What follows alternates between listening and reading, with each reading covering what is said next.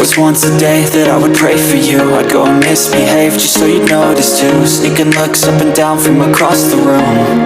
Hi guys, it's me M's Life and welcome to my channel. At today's video, magluluto tayo ng the best tortang talong guys. At before I go started, please subscribe to my channel and click the notification bell para laging updated sa lahat ng i-upload kong bagong video. Tusok-tusokin natin ng guys, talok para hindi siya pumutok pag inihaw natin ang ating talong. Sa gas ko lang siya iihawin guys kasi wala tayong uling dito. So, ayan, tusok-tusok lang natin ng toothpick, yung malinis na toothpick. Ayan. So, ihawin natin ang ating talong sa medium fire lang guys kasi para hindi masunog agad yung ang balat ng ating talong.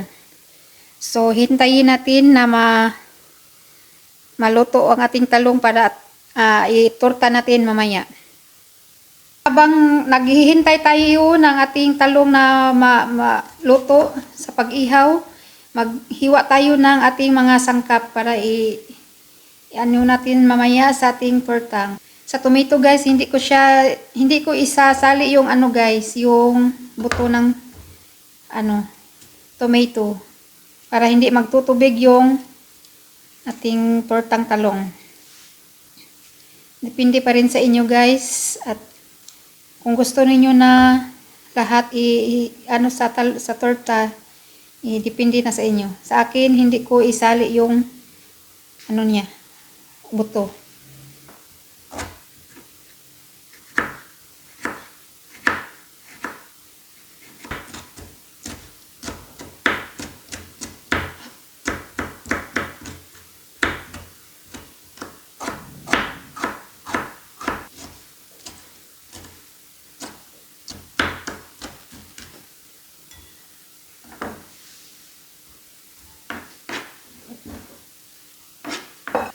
At isunod natin ang ating sibuyas.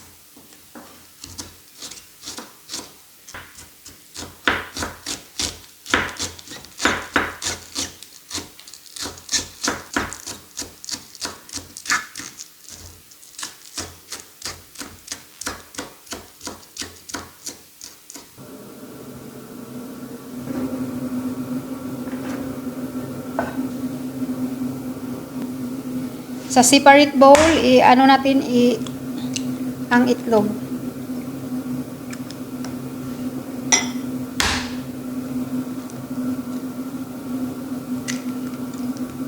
So, ayan guys, luto na ang ating talong.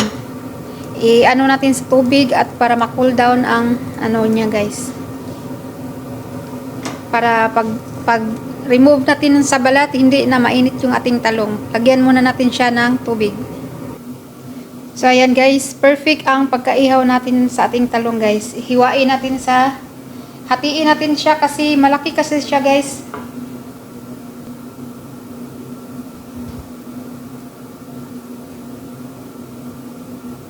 Mainit na mainit pa kasi yung talong natin.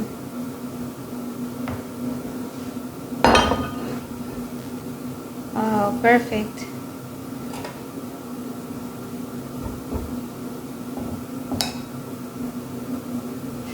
Oh, mainit.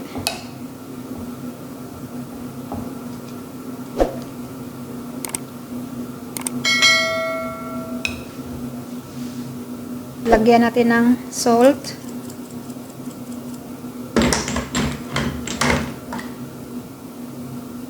Black pepper, onion powder, garlic powder. At lagyan natin ng chili powder. Depende na sa inyo kung ang ilagay nyo. Lagyan nyo ng chili powder. Optional lang ang chili powder guys. Gusto natin yung maanghang-anghang ng konti. Masarap kasi yung maanghang na konti ang ating tortang talong. Meron tayo ditong konting MSG pampalasa.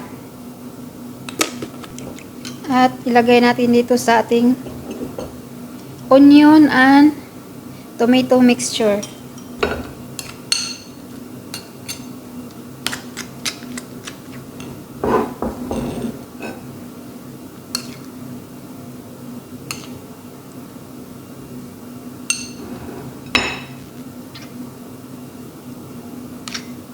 At nag-prepare na din ako sa ating cooking pan, sa ating kawali para iprito natin ang ating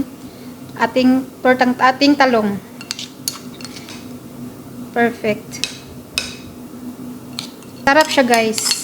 Na-try ko na to maraming beses na ganito ang luto ng ating tortang talong. Sa mainit na kawali, lagyan natin ng oil.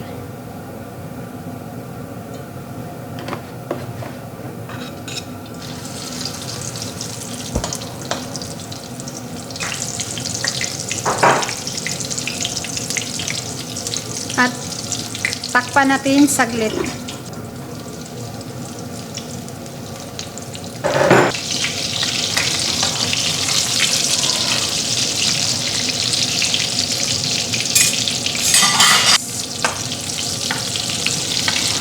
Wow, perfect.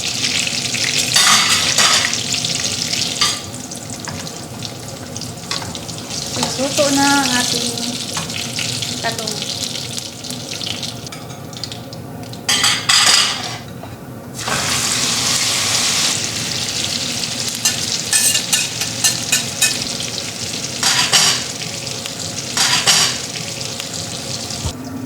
So, ganyan lang kadali ang pagluto ng the best tortang talong, guys. Thank you for watching. God bless us all, guys. Ito yung second batch natin. Malapit na din maluto. Bye! Thank you for watching. God bless us all, guys. Don't forget to subscribe, like, and share. Thank you for watching.